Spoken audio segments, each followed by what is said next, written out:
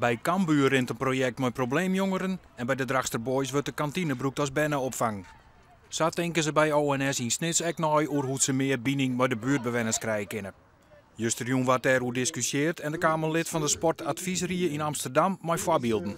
Vanuit school wordt er schoolsporten aangeboden en dat is het opstapje dan naar de vereniging toe. Of in de wijk worden zaken georganiseerd. Je ziet wijksportclubs, buurtsportclubs zie je ontstaan. Je ziet een netwerk is ontstaan, mensen die toch samen willen horen. En uiteindelijk moet het weer leiden naar de sportvereniging. Zak in de club together met de gemeente een week leefbuddermaatje. Dat moet wel leiden tot meer sponsors en meer vrijwilligers voor de club. Jolt Stienstra, al jarenlang vrijwilliger bij ONS, had er een soort baat bij. Het is nu lekker om buiten bezig te wezen bij de club, dus bij de veldploeg hoor ik. Dat zou bij jou een beetje maatschappelijk belutsen.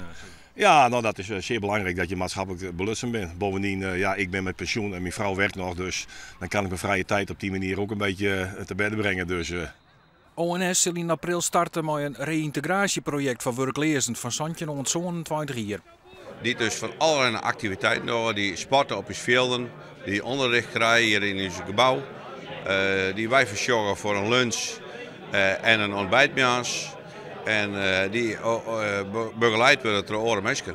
Verder wil de club bezien op de kantine ook als moetingscentrum en als bennenopvang tjenje in.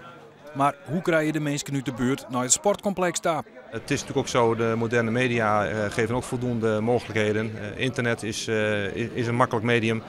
Dus wat dat betreft zijn volop mogelijkheden en daarnaast natuurlijk directe contact met de gemeente Zuidwest-Friesland. En eventueel folder in de week?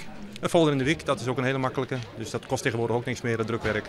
Nog hier een succesvoorbeeld uit de praktijk.